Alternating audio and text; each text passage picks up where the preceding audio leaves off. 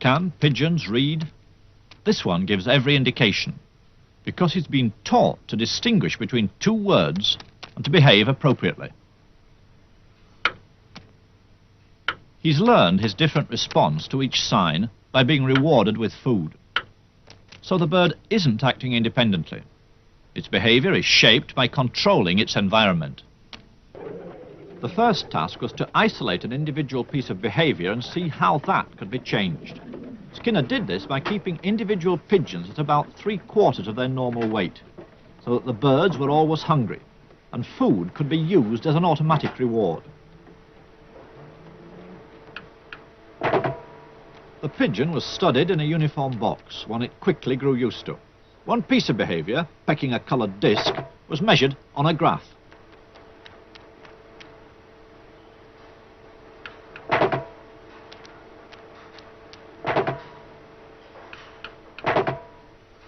The pigeon learned that pecking the disc produced a reward.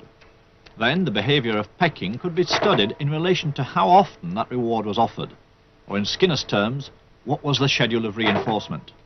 The main thing is what we call schedules of reinforcement. Reinforcement is what the layman calls reward, and you can schedule it so that a reward occurs every now and then when a pigeon does something. We usually use a response with a pigeon pecking a little disc, a little spot in the wall, and you can reinforce with food, but you don't reinforce every time. You're perhaps every 10th time, or perhaps only once every minute or something like that. There are a very large number of schedules, and they have their special effects.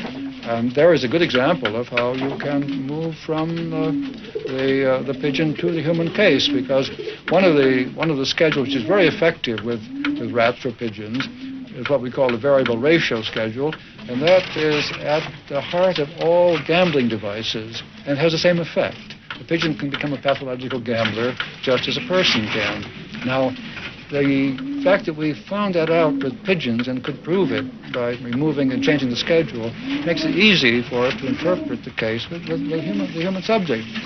We don't say that the human subject gambles to punish himself, as the Freudians might say, or gambles because he feels excited when he does so. Nothing of the sort.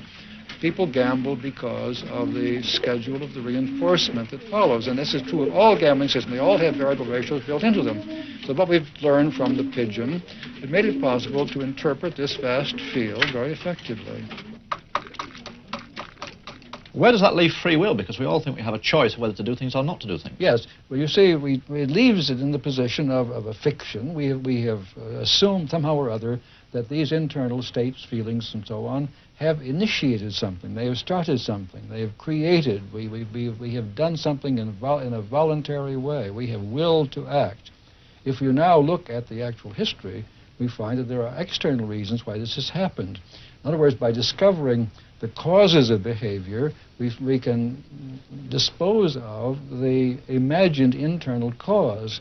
We dispose of free will as an American divine of the 18th century, Jonathan Edwards, did. He said, we believe in free will because we know about our behavior, but not about its causes. And of course, it's the object of a science of behavior to discover causes. And once you have found those causes, there is less you need to attribute to an internal act or will, and eventually, I think, you need to attribute nothing to it.